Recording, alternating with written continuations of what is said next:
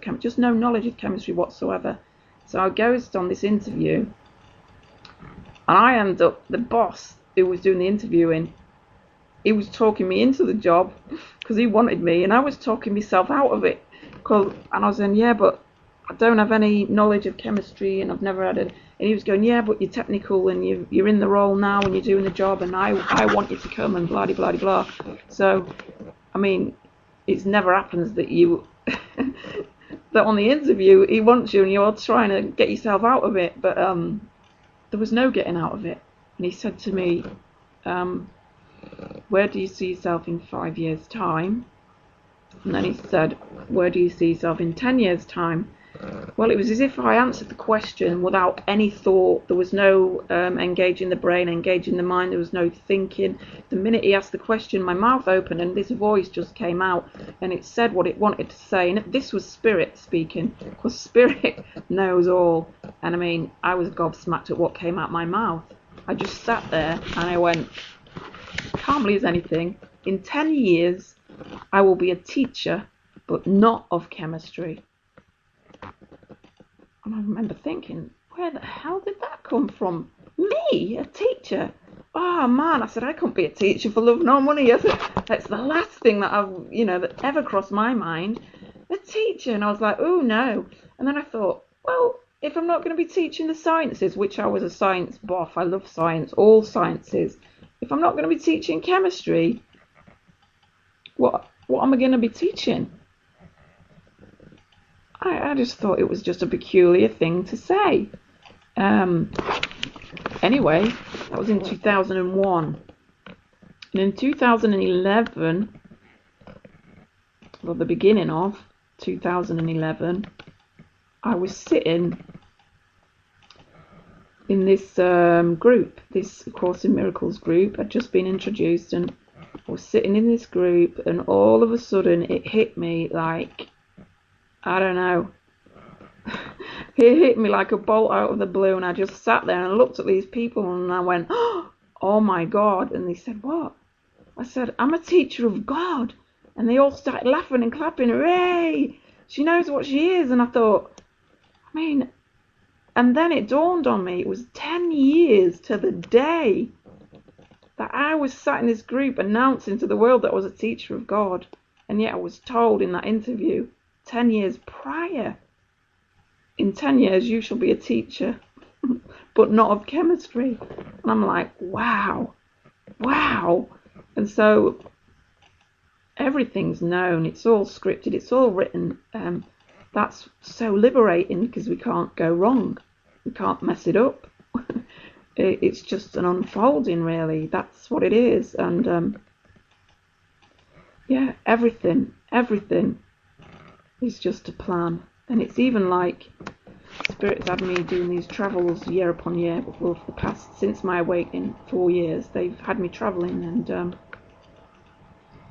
not this year, but last year I did this intensive period of travelling. It was beautiful. I ended up all over the world, and when I got back, I put my back down on the table, and I thought this was it.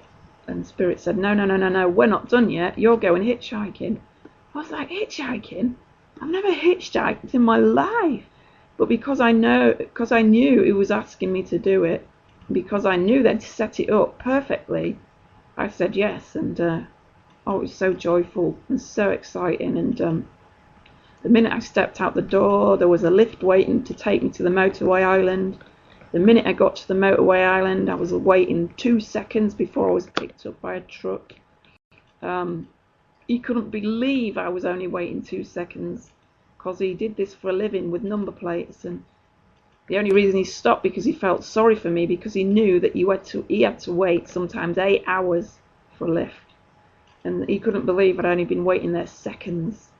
And as soon as he dropped me off on an illegal stretch of the motorway, before I'd even shut the cab door, this car was pipping for my next lift. And there was no waiting around, and it was joy. And when I got into this next car, I was with an Iranian man, and I asked his name, and he said his name was Hope.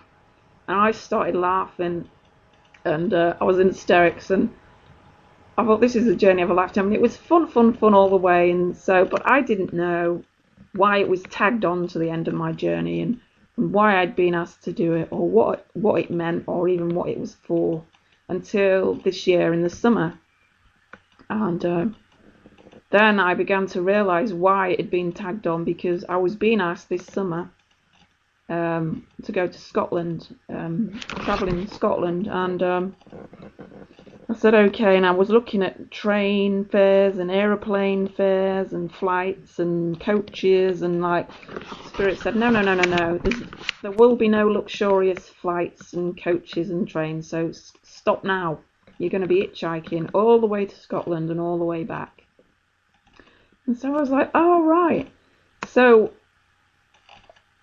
I'm not really a fearful person. I don't do fear. It never comes in for me. But all of a sudden, I felt, there was a little bit of fear, but it was only slight, and it just came in and out. And then, well, they never really tell me when until like 10 minutes before. When I go travelling, they'll say, we'll tell you when, and I could be sat in my PJs having a coffee, and they'll go, now, it's now. You got 10 minutes to pack and get out the house, and they do that to me every time. So this particular night, it was about 7 o'clock at night, and I was sitting there. My friend said, "Oh, if you're in Scotland, give me a bell, like come over." So I knew I had lots of lifelines in Scotland if I wanted them. And he said, "What you doing hanging around? Get your backpack on and get out now." He said, "Come." And I was saying, "Yeah, he's right. I really need to move."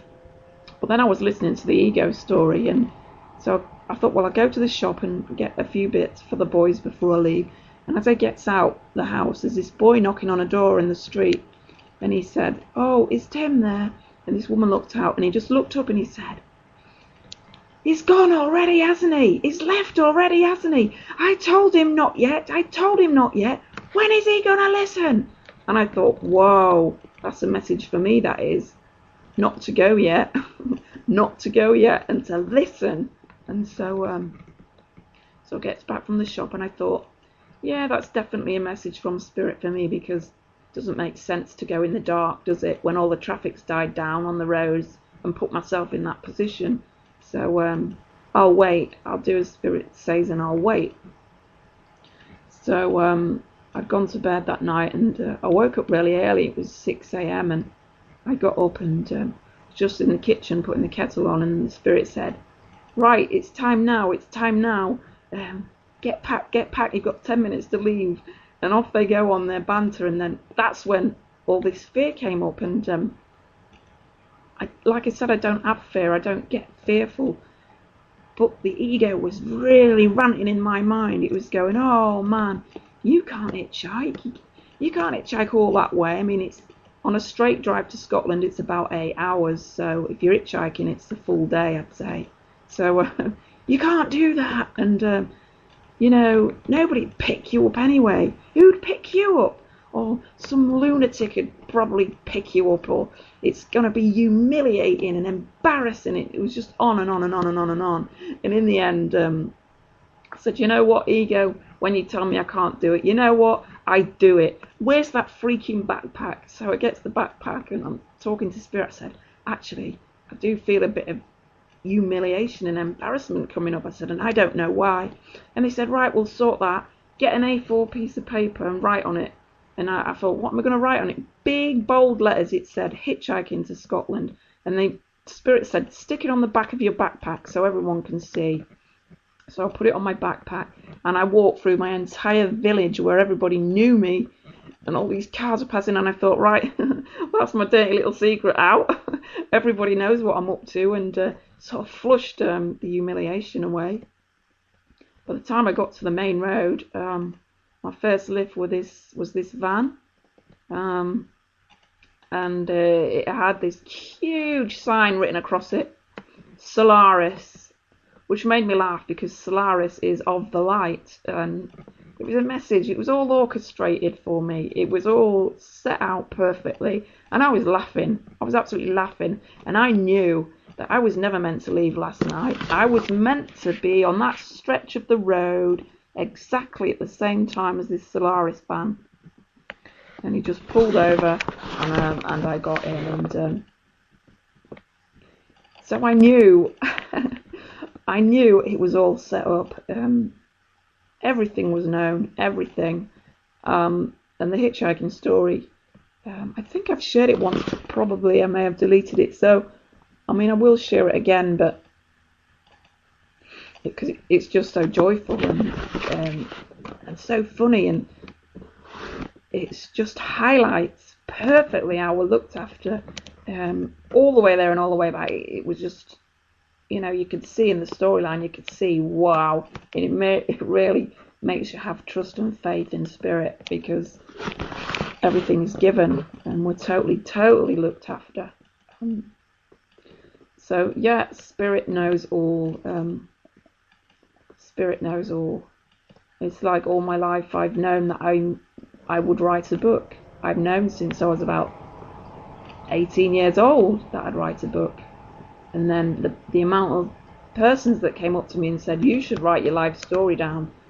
And it's been all my life that way. And then I was in my late 30s and I thought, yeah, I will write the book, I will. But, I'm waiting for something to come along just to lighten it up. And then my awakening came, which certainly did that.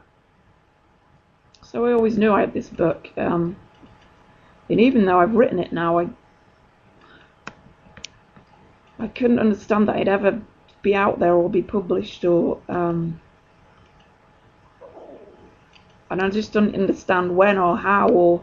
And then my friends were saying to me, just let it be, and don't chase for anything, don't look for anything, because when the time's right, it'll just come to you and it'll just start popping up. And so just recently everything started popping.